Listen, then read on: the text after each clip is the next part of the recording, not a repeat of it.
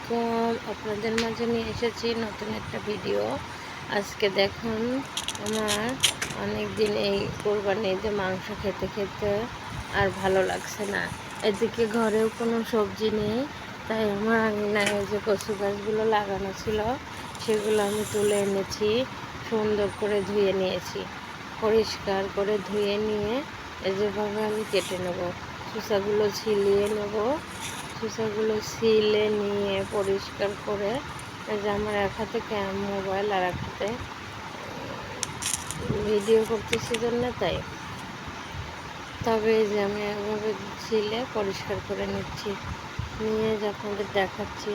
আসলে কচুগুলো অনেক মজা।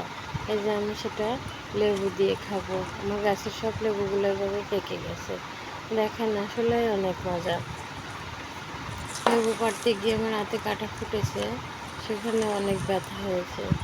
তারপরেও এক হাতে মোবাইল আর এক হাতে আমি লেবু পাড়তেছি, অনেক কষ্ট হয়েছে। আমরা এত কষ্ট করে ভিডিও বানাই, প্লিজ সাবস্ক্রাইব করে দিন প্লিজ।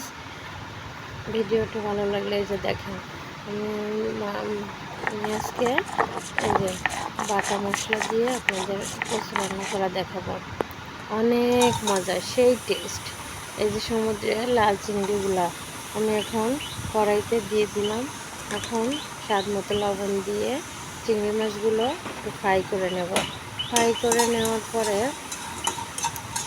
তারপরে আমি সেখানে মশলা দিয়ে দেবো, বাটা মশলাগুলো দিয়ে দেবো।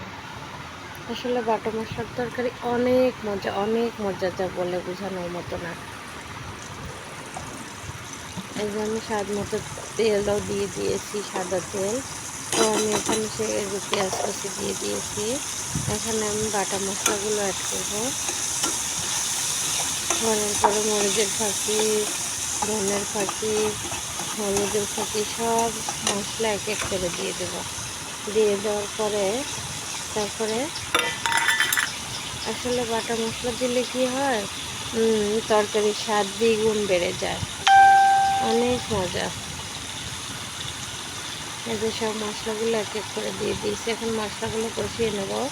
নেওয়ার পরে যে কচুগুলো আমি রেখে দিয়েছি ছোট ছোট করে পিস করে, সেগুলো আমি ধুয়ে পরিষ্কার করে ওর মধ্যে দিয়ে দেবো। দিয়ে দেওয়ার পরে তারপরে তরকারিগুলো ভালো করে কষিয়ে নেব। আসলে মজা। অনেকে আছে যে মাছ দিয়ে খেতে পারে, তবে তেলালা মাছগুলো দিয়ে রান্না করলে এই কচুটা বেশি টেস্ট লাগে। যেমন পাঙ্গাস মাছের পেটি, তারপরে আপনার রুই মাছের পেটি, যে পেটের অংশটা, ওগুলো দিয়ে রান্না করলেও মজা লাগে। আবার অনেকে আছে ছোটো মাছ দিয়ে খেতে পছন্দ করে, ছোটো মাছ কুচি কুচি করে ছোটো করে পড়লে তারপরে দিয়ে দেয়, আসলেই অনেক মজা। এরকম মজার মজার ভিডিও পাওয়ার জন্য প্লিজ আমার চ্যানেলটা সাবস্ক্রাইব করে দিবেন প্লিজ।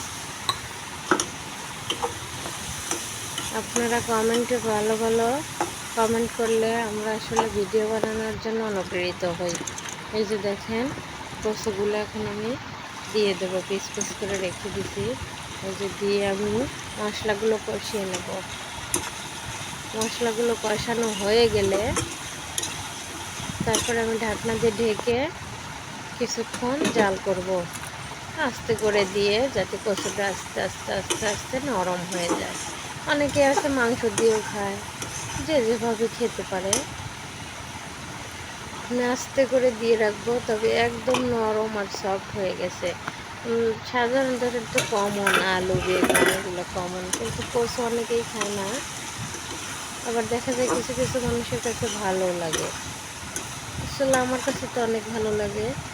এই যে আবার যে বাচ্চারা খায় না, ওদেরকে একটু ভাত মাখিয়ে যাবে, ভাত মাখা একটু লেবু রস দিয়ে একটু টক টক লাগবে। ও অনেক মজা, আসলেই মজা। আলহামদুলিল্লাহ।